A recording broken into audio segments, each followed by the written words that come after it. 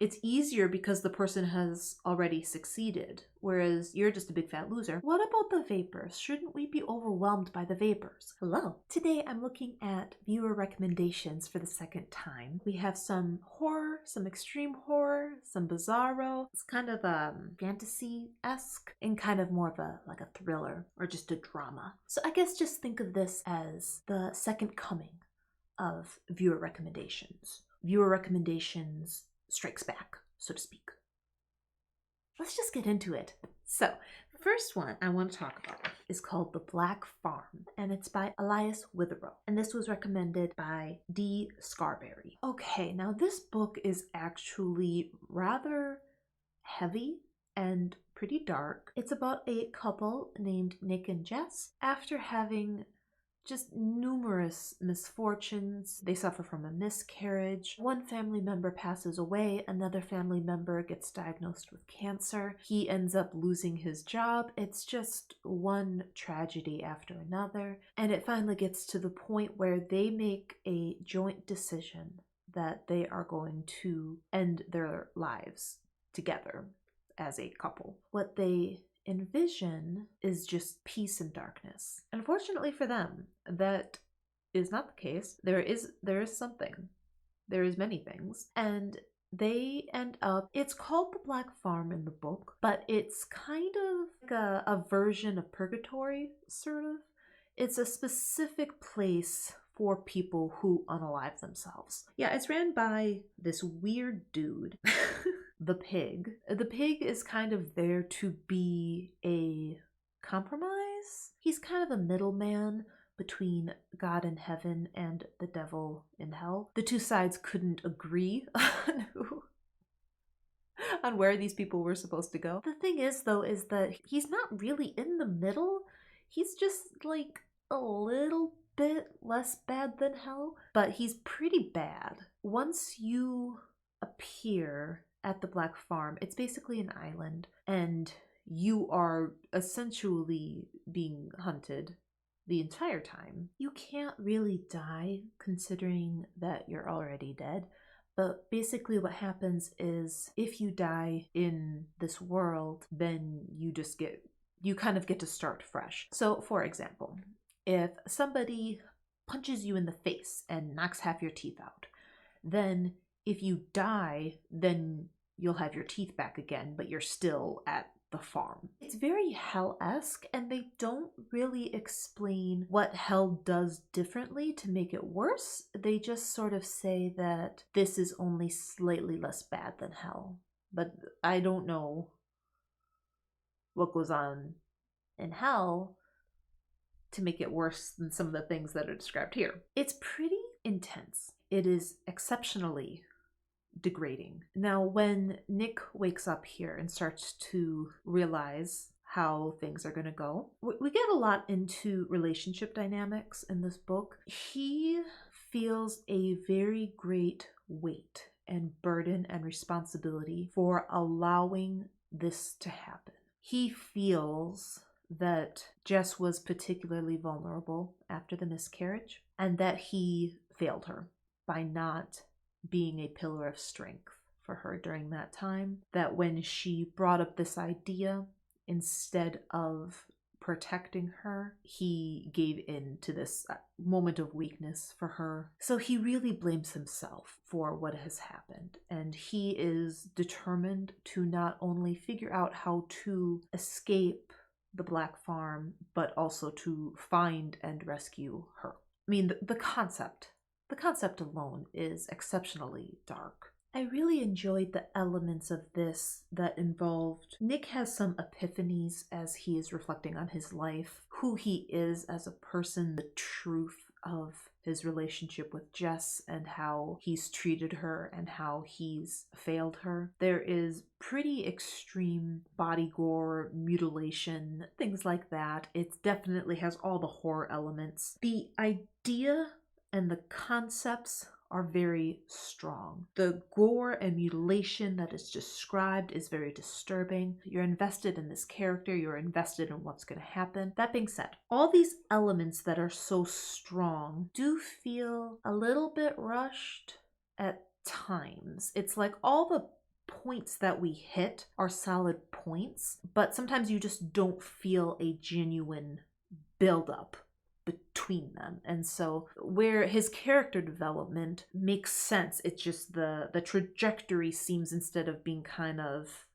like that, it's kind of just like But that being said, that did not make the experience less pleasant for me. I thought it was really, really good. Most people do wish that they were a better version of themselves. How much time and effort do we really focus into being a better version? They kind of frame it as men in particular, but I think it's fair to say in general that people need purpose. That when you don't have something to strive for, you tend to devote that energy into not great places.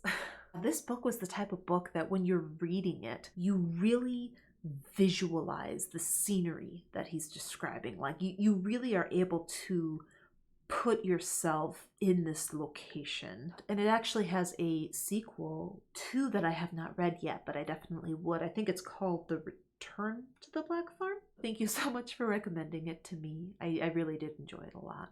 Okay, next up we're going to switch shifts. Switch shifts. That doesn't sound right. We're going to switch. We're going to switch it up now. This book is not a horror, really. It's just kind of a dark thriller type book. So we have Lone Women, and this is by Victor Lavalle. Now this was recommended by Bruxifixian. Now this book was also absolutely fantastic. This is about a woman named Adelaide Henry, and she is a Black woman. This is taking place back in 1915. What we know about her is that she is fleeing the home that she grew up in. Her parents are gone.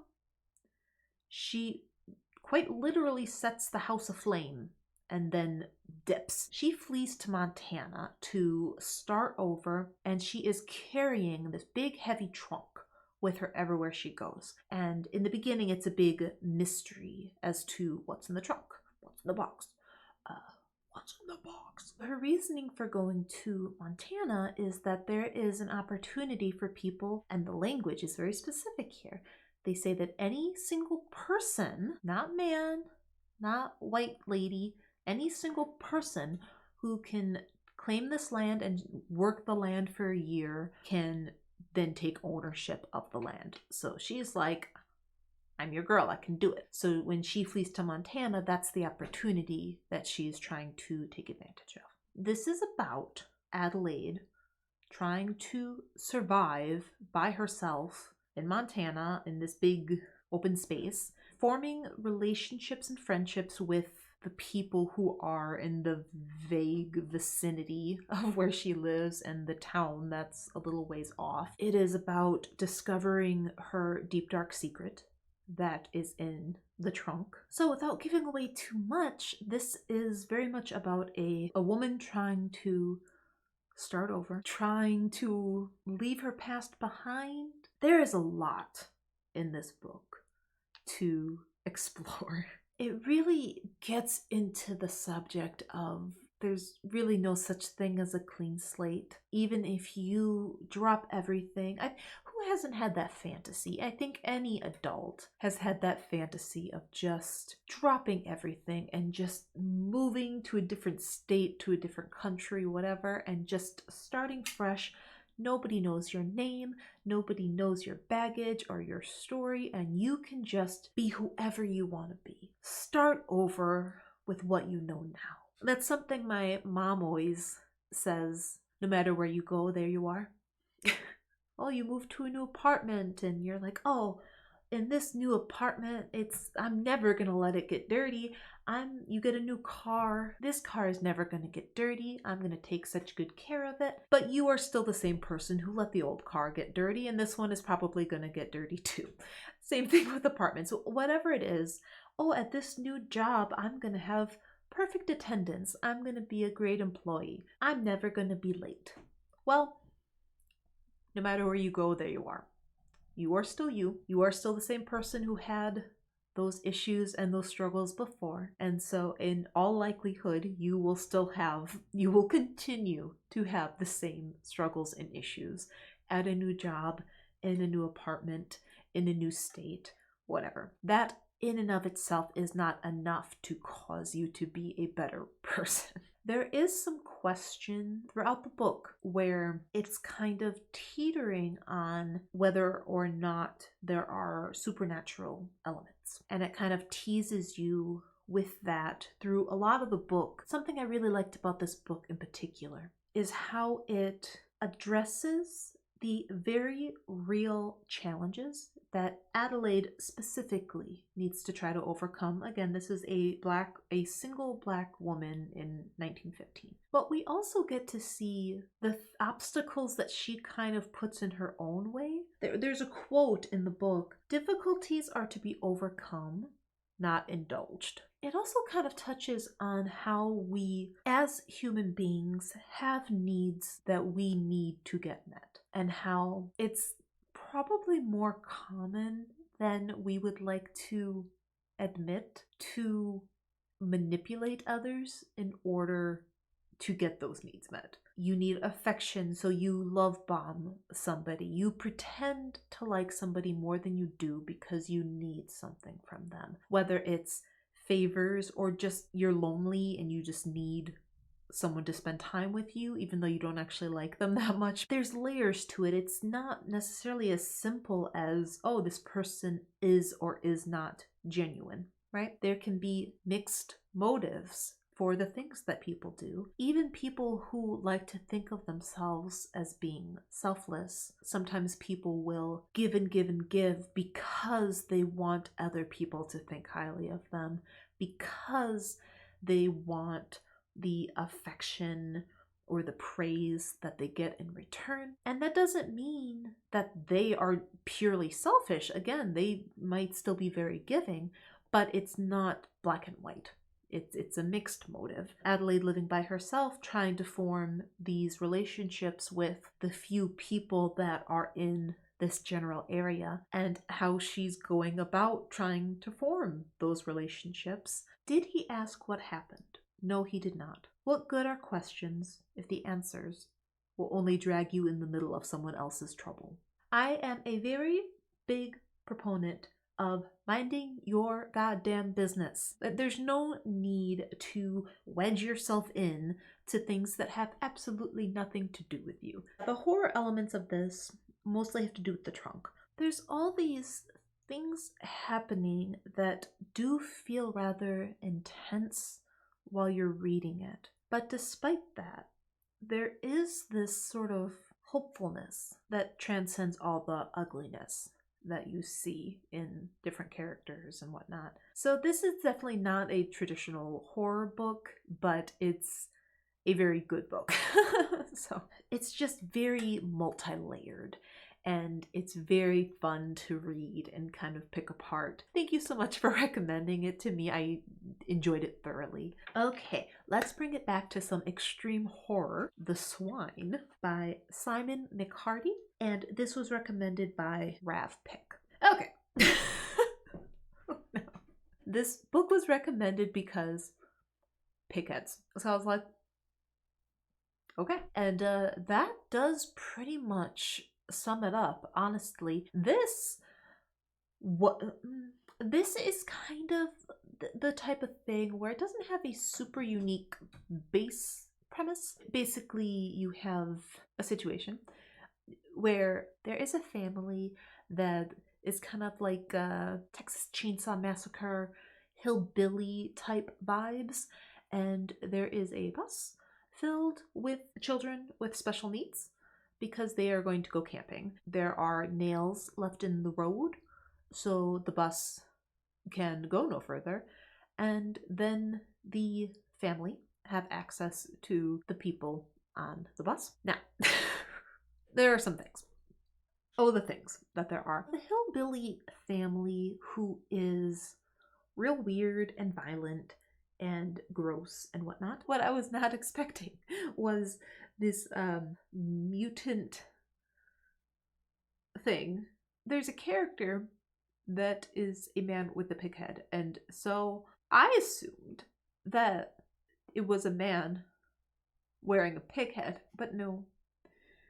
But no. If you're familiar with a liger, it's a combination of a lion and a tiger. They've successfully combined the two, but also have they? It's not quite right. And so here, if you tried to combine a man with a pig, the freak show that would emerge, the descriptions in this book are putrid. Just the disgusting setting of this farm, the gross descriptions of sexuality that are happening. It reminded me a lot of Aaron Burgard, the way that things were being described. So if you are familiar with Aaron Burgard and you like Aaron Burgard, then I would absolutely recommend this book, because the vibes reminded me a lot of him. It's kind of like, oh, is this supernatural or not? You're not quite sure at first, because when you think of a man-pig hybrid, you're like, well, that cannot exist as we know, but you still could approach that in a scientific way. It's not necessarily supernatural. You get what I'm saying. But then there are other things, because you're dealing with special needs children. So you're not quite sure, is it a visual hallucination or is this a supernatural element in the book? You're not sure at first, and then you get to find out. That's always fun. So this was an experience reading this, even though, again, the base plot is not super unique.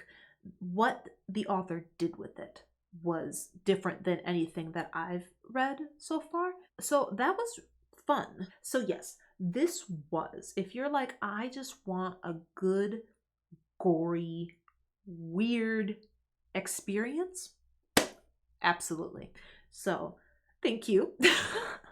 Thank you for recommending it. Next up, we have the bumper book of British Bizarro, and this was recommended by Liam Shardlow. So I read 5 short stories out of the book. Okay. So, now starting off, I looked at the contents or whatever, and I was like, okay, moment of truth, because I saw that one of the authors was Madeleine Swann. And when I did my other video about Bizarro, the one story that I didn't like was by Madeleine Swann. And I was like, oh, she was the only name that I recognized. And I'm like, you know what? Let's give it another go.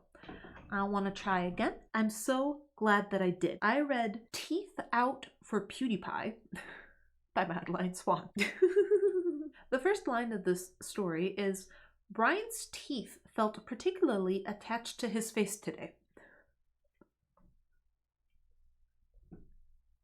Off to a strong start. This story was about a dude named Brian. If you're familiar with kind of more old school YouTube with Pewdiepie, he's a big gaming, I don't know what he does now, but he's still a big YouTuber. He's like one of the biggest YouTubers. There's also mentions of Zoella, who I have never watched in my life, but I've heard of her. I think she does like makeup or vlogs or something. I'm not really sure, but she is another big YouTuber. This is about basically, this entire short story is about parasocial relationships. It is about a fan, a stan, if you will, that would be willing to take out their teeth just to be a part of this cult following. I thought that this was jam-packed with commentary for such a short story. You're really getting into the nature of parasocial relationships, group allegiance,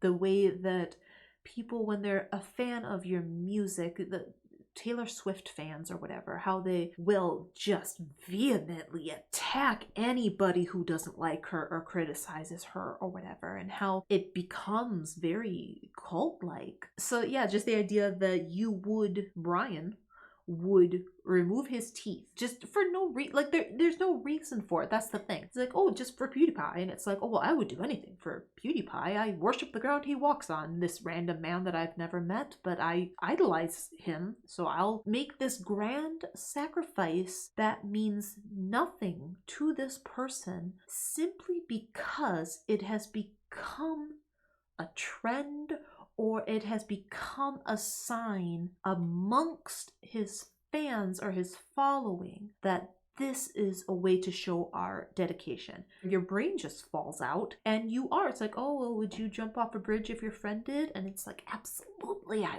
would. I would eat myself as far as I could. That intense desire, living vicariously through them, and how you can end up dedicating all your energy and your drive to succeed into somebody who is already successful instead of investing in yourself. It's so fascinating how just this little story that's literally just about a dude pulling out his teeth for Pewdiepie, there is so much commentary in this, but it is also funny. Little references. I am so glad that I read this. When I think about this author, this is the story that I'm going to think about because this was fantastic. I also read The Wetness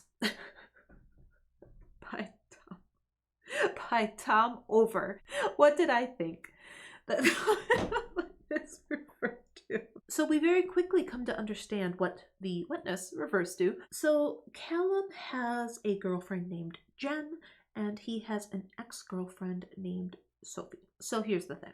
Miss Sophie is no longer with us. She died in extreme circumstances where she fell through the ice on, like, they went to go ice skating and she fell through the ice and just never came back up. So he's got this trauma around his ex-girlfriend. He is also being not chased. He's being followed by this wet spot. He'll have a wet dream and wake up and there's a wet spot on the bed. He will be at work and he'll look down at the carpet underneath him and there will be a wet spot on the carpet. Things of this nature. Eventually, he finds a big wet spot underneath the bed. Taunted. That was the word I was looking for before. Taunted. He's being taunted by this wet spot. So he just seems like he's not doing well. He's kind of descending into depravity and eventually does get sucked into his own wet spot. I also read a story called Meat Loaf by Shaun Avery. This is about a cannibal victim speed dating thing. Dave goes to it because he wants to find the victim. Like, he's not the victim. He wants to find a victim that he can munch on him. And he meets a lady who goes by Loaf. The thing about Loaf is that she ain't quite right. And so she will let people be eaten little bits of her, but then she doesn't remember. So then he can just meet her again and then be munching on her again. Yeah, I'm trying to remember does she like grow her parts back? That might be the case. I feel like that makes more sense because otherwise she'd be like, where's my finger? It's kind of perfect actually because people get to get their nibbles in. She's no worse for wear. I don't know if this was the intention. You know what they say about art? You might get things out of it that were not intended. For me, it kind of felt like possibly a reference to hookup culture. The idea that this woman can go on a date with somebody, lose a little part of herself, but then appear to be no worse for wear and just rinse and repeat. That may not have anything to do. I honestly don't know if that was intended, but that's just something that I kind of thought while I was reading it. Okay, next up we have Maud's sequel goes straight to video, and that is by Die Booth. This is about Maud and Tom. This is actually kind of sweet, and it's about Tom crawling into Maud's head. Poor Tom, he crawls in there by choice to try to find something.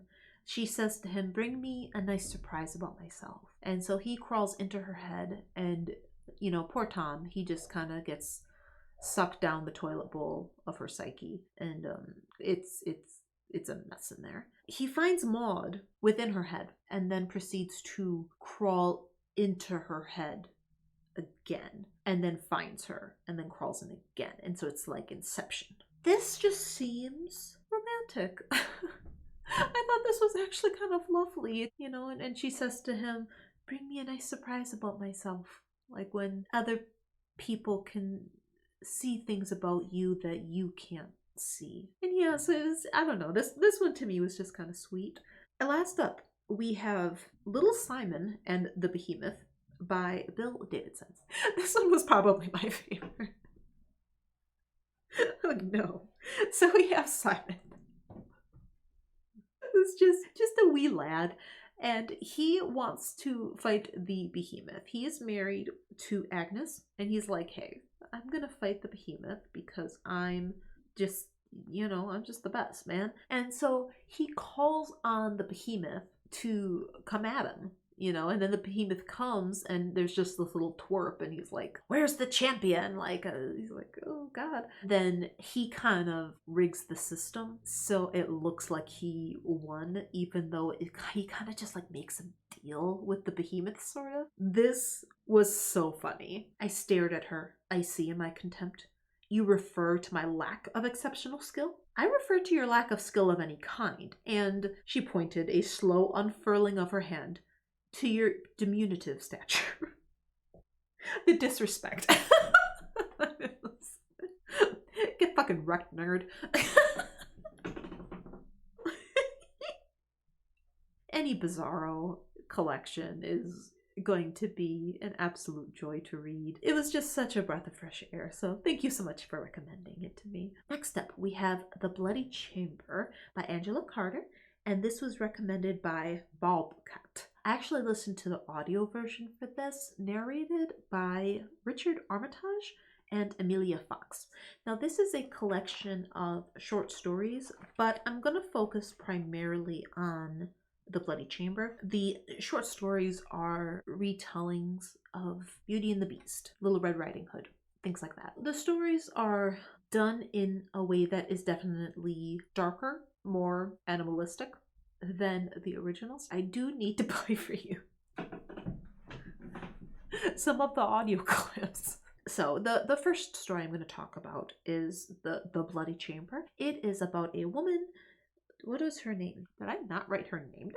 That is insane. So we got this lady, pure virginal girl who marries a wealthy man, and he sweeps her away to his big fancy mansion. Then she kind of slowly realizes that he is just a little freak. He kind of tests her. He's like, I have to go on some business. So he gives her the keys to all the different rooms in the mansion. And he's like, you can go and explore and have fun in your new home. Just don't use this one key. And so of course she's gonna use the key. He knew she was gonna use the key. She knew she was gonna use the key. Everybody knew she was gonna use the key. But the facade of it all. And she finds some people. Basically, she finds his previous wives' bodies. You know, after that, she's like, oh. Oh no. And yeah, so she's got to try to figure out how she's going to get herself out of this predicament. I think he's written to be a descendant of Dracula. I liked the story. The story was fine. There's so many different stories in the book. What do they have in common with her writing? Miss Carter really likes to write about animals. That seems to be a thing for her. I'm going to play 2 clips for you from the audio version so that you can enjoy the way that I did. This first one is from the narrator Richard Armitage when he narrated Puss in Boots. Is she to play the invalid to give him further access to her bedroom? I'll clasp her in my arms and jump out of the window. We two shall both perform a triple somersault of love. Do you not want to listen to the story in that accent? He doesn't read all of them in that way. It's just for Puss in Boots, you understand. Next up, the female narrator, Amelia Fox. This is from The Company of Wolves. But he's so thin you could count the ribs under his skin if only he gave you the time. He strips off his trousers, and she can see how hairy his legs are. His genitals, huge. Ah, huge.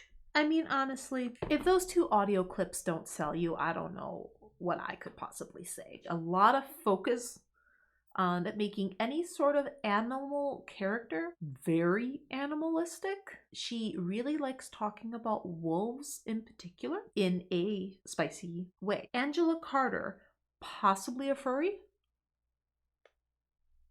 So this was an experience that I will treasure forever. Thank you for that, for recommending it. Last but not least, this was actually not a viewer recommendation. I actually received an email from the author asking if I would be interested in reviewing her book. So this is called Sacrilege by Barbara Avon. I wasn't really sure what to expect going into this. I read the description and I thought it sounded interesting, so I just decided to go with it. But this was actually very good. Chris Corelli was a priest. He has left the church. He is an alcoholic and he is just struggling and just sort of ready to perish. He ends up going to this boarding house that is run by a woman named Jules. A lot of the book is about their relationship forming. It is also about his kind of inner crisis he is having within himself about leaving the church but still trying to do the right thing, still trying to be moral, that inner turmoil that he's experiencing because of this. She, a bit of a mess herself, if we're being honest. If he can just remove his moral responsibilities, then he can indulge in his perversions. I don't want to spoil the specifics. There's some events that transpire. There is a catalyst that kind of pushes these 2 characters together even more. The result being these 2 damaged people who are just desperately searching for comfort in each other. The writing style is very distinct. She has very elegant prose. It kind of reminds me of a more older writing style, and I think that in combination with the plot being something that could have happened many years in the past, I kept thinking that this was taking place further back than it was, and it would throw me because she would mention more modern day things like cassette tapes, and so when those things would come up, it would throw me because I kept thinking that we were further back in time. She has a style that is more old-fashioned, and I do not mean that as an insult. It does not come across as pompous at all. It's not difficult to read. And so it's just, as you're reading it, it's beautiful writing. For example, there was a line that said, "She thought about the last man who had sought comfort beneath her roof, and how when he left, he took her bleeding heart with him, nourishing the earth with its purity." It's not necessarily something where you feel super connected with the characters per se. Other books that I've read that are a little bit older are very similar in that way, that there is a little bit more distance between you and the characters. But I really enjoyed it, and I saw in her description that she's also written more kind of straight up horror. This is kind of more of a, it's dark and melancholy and filled with despair and sadness. It's very heavy at times. I would definitely be curious to read her again and see if that impression of an older style rings true with her other works, or if that's something that was kind of brought to the forefront with this book in particular. Barbara Avon, I don't know if she'll watch this, but if you do, thank you so much for reaching out to me and requesting that I would read your book, because I really enjoyed it, and sending me a PDF for free. That was very kind, and I do appreciate it. Okay, so those are all the books that I read. The videos that I make, and when you guys watch them and you're able to pick out little things that I mention or books that I like that remind you of something else, and to be able to get such a diverse group of recommendations and for all of them to be something that I enjoyed, and they were also different and unique. I enjoyed this again just as much as I did the first time. So if you're still here, thank you so much for watching. I really do appreciate it, and maybe I'll see you the next time around. Bye. I don't know. Yeah, so that,